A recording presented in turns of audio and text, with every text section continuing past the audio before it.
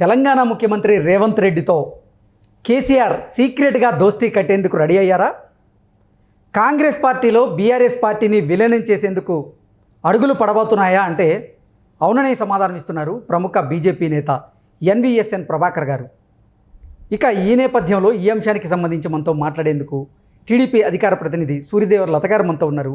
లత గారితో మాట్లాడదు. లత గారు నమస్తే అండి. నమస్తే అండి. లత గారు, రేవంత్ రెడ్డి గారితో సీక్రెట్గా దోస్తీ కట్టేందుకు కేసీఆర్ గారు సిద్ధమయ్యారని, బీఆర్ఎస్ పార్టీని కాంగ్రెస్ పార్టీలో విలీనం చేసేందుకు కూడా అడుగులు పడుతున్నాయి అంటూ కూడా సంచలనమైనటువంటి వ్యాఖ్యలు చేశారు బీజేపీ నేత ఎన్వీఎస్ఎన్ ప్రభాకర్ గారు.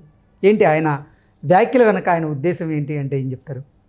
మనం టీఆర్ఎస్ నుంచి బీఆర్ఎస్గా ఎలా మారింది, అక్కడి నుంచి వీళ్ళు చేసిన పనులేంటి, ఇవన్నీ కూడా ఒక అంశంగా మనం తీసుకుంటే, టీఆర్ఎస్ అంటే ఒక తెలంగాణ ఒక సెంటిమెంట్తో ఉన్న పార్టీని వాళ్ళ స్వలాభం నేషనల్ పార్టీని చేద్దామనే ఒక అంశం తీసుకున్నారు. నేషనల్లో మనం దేశకి నేత అవ్వచ్చు, ప్రధాని అవ్వచ్చు అని అన్ని రాష్ట్రాలకి మనం వెళ్ళి పర్యటించటం, అక్కడ వెళ్ళి ఆఫీసులు ఓపెన్ చేయటం, పార్టీ ఆఫీసులు పెట్టడం, ఇవన్నీ మహారాష్ట్ర కానివ్వండి, ఆంధ్ర కానివ్వండి, కర్ణాటక ఇట్లా అన్నీ చేయటం జరిగింది.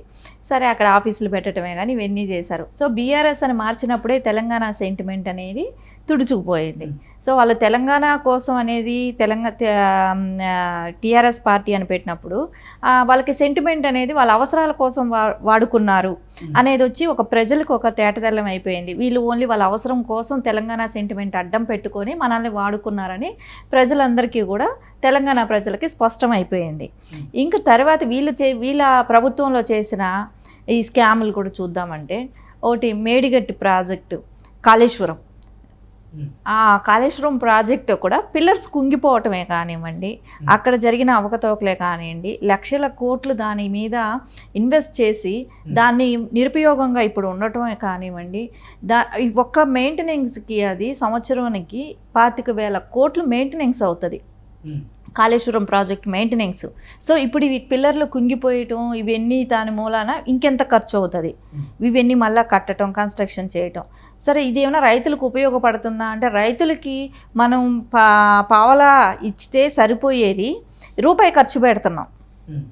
అంటే పంటలో వచ్చేది పావలా అయితే ఇక్కడ రూపాయి ఖర్చు పెట్టే విధంగా అట్లాంటి ప్రాజెక్ట్ కట్టారు. అది కట్టే రోజే అందరూ చెప్పారు అది కట్టద్దు, వేస్ట్ ప్రాజెక్ట్ అని కూడా అందరూ, అన్ని పార్టీలు, ఆల్ పార్టీస్ ముక్త కంఠంతో చెప్పినా కూడా ఆయన ఎంతసేపు ఏం చేశాడు, మనం నియంతలాగా బిహేవ్ అవ్వటం తప్ప ఆయన చేసింది అదే చేశాడు. ఆయన కావాలనుకున్నది, కట్టాలనుకున్నదే కట్టాడు, చేశాడు. తర్వాత ధరణిలో భూములు స్కామ్లు ఇవి చూస్తున్నాం. ఇప్పుడు దాని నెక్స్ట్ అది ఇన్వెస్టిగేషన్ అది స్టార్ట్ అవుతుంది. అది స్టార్ట్ అయ్యేటప్పటికి ఈ ఎలక్షన్ కోడ్ వచ్చింది కాబట్టి దాన్ని మళ్ళీ నెక్స్ట్ పెండింగ్ అయింది. తర్వాత లిక్కర్ కేసు, ఢిల్లీ పరంగా లిక్కర్ కేసు ఉంది, ఇప్పుడు హైదరాబాద్లో కూడా లిక్కర్ కేసు. సో ఇక్కడ కూడా ట్యాక్సులు కట్టడానికి ఎగ్గొట్టమే కానివ్వండి, ఇవన్నీ చేయటమే కానివ్వండి, వ్యాట్ ఎగ్గొట్టారు. రీసెంట్గా బయటపడుతుంది. ఇంకా కేటీఆర్ గారిది ఫోన్ ట్యాపింగ్, ఇది సెన్సేషనల్ న్యూస్ అయిపోయింది. ఎక్కడ ఏ దేశంలో కూడా ఎక్కడ ప్రపంచవ్యాప్తంగా ఇట్లాంటి స్కామ్, ఇట్లాంటి బిహేవియరే కానివ్వండి, ఒక భార్యాభర్తలు మాట్లాడుకునే సీక్రెట్స్ కూడా వినటానికి ఎందుకు ఆర్టిస్టుల మీద, అంటే ఒక ఈ స్టేట్లో ఉండటానికి వాళ్ళకి స్వేచ్ఛ కూడా లేదు. ఆ రకంగా భయపెట్టేసి ఉన్నారు. అంటే వాళ్ళకి తెలియకనే వాళ్ళు వాళ్ళ పర్సనల్ ఇవన్నీ కేటీఆర్ గారికి ఎందుకు అవసరం అయ్యాయో అర్థం కావట్లేదు. ఆయన వాళ్ళ మీద నిఘా ఎందుకో, యాక్చువల్లీ నిఘా అనేది ఎవరి మీద పెట్టడం కోసం ఫోన్ ట్యాపింగ్లు జరుగుతాయంటే నక్సలైట్లు, తీవ్రవాదుల కోసం జరుగుతాయి. కానీ ఇక్కడ జరిగినది ఏంటి అంటే, పబ్లిక్గా ఉన్న ఎవరైతే రాజకీయ నాయకుల మీద జరిగింది, ప్రజాప్రతినిధుల మీద జరిగింది, నెక్స్ట్ అధికారుల మీద జరిగింది, ప్రజాప్రతినిధుల భార్యల మీద జరిగినాయి ఫోన్ ట్యాపింగ్.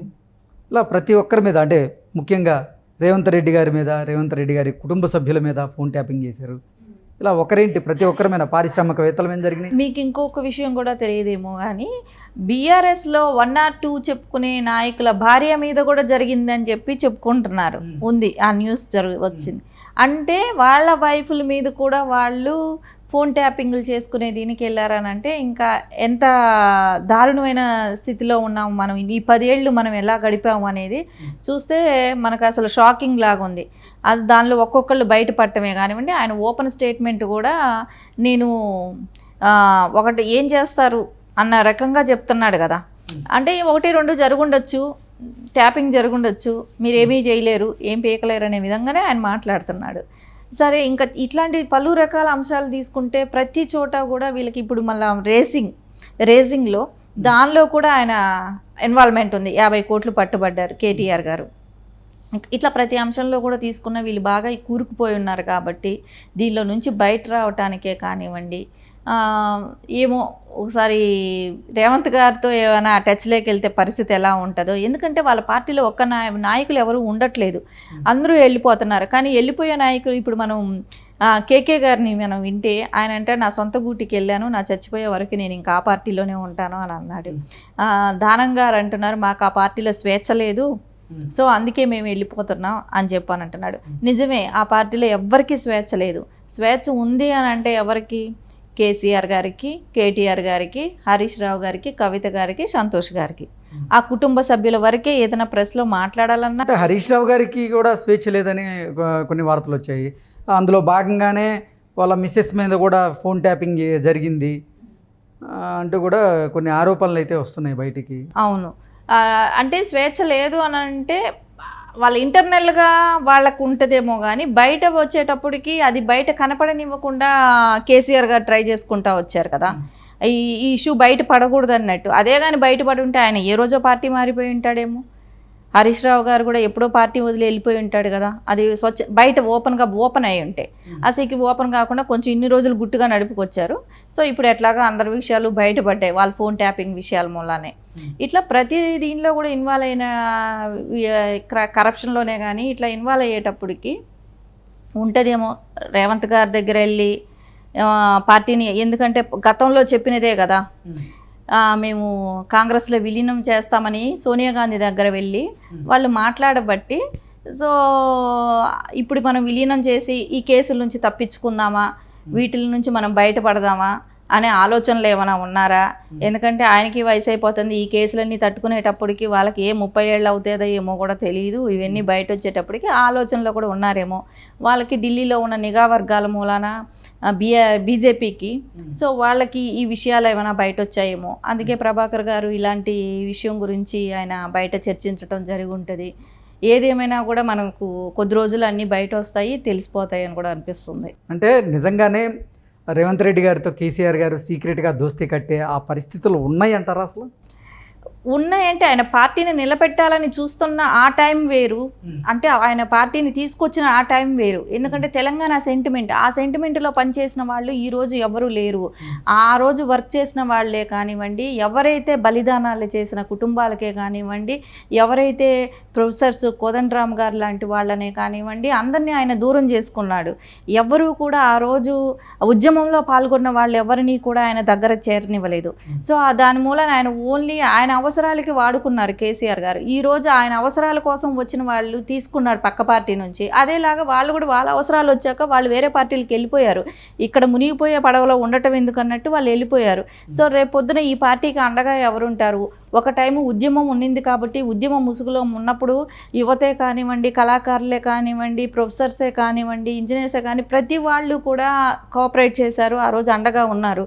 అన్ని పార్టీలు కూడా ఒక తాటి మీద ఉన్నాయి తెలంగాణ కావాలనేది. సో ఆ టైం వేరు, ఈ టైం వేరు, ఇప్పుడు ఉన్న పరిస్థితి వేరు. కాబట్టి ఖచ్చితంగా వాళ్ళకి ఏదో ఒక పార్టీతో వాళ్ళకి అండ కావాల్సిన అవసరం అయితే ఖచ్చితంగా ఉంటుంది. అది ఏ పార్టీ ఏంటి అనేది కొద్ది రోజుల్లోనే తెలుస్తుంది. ఓకే అండి, thank you so much. Thank you.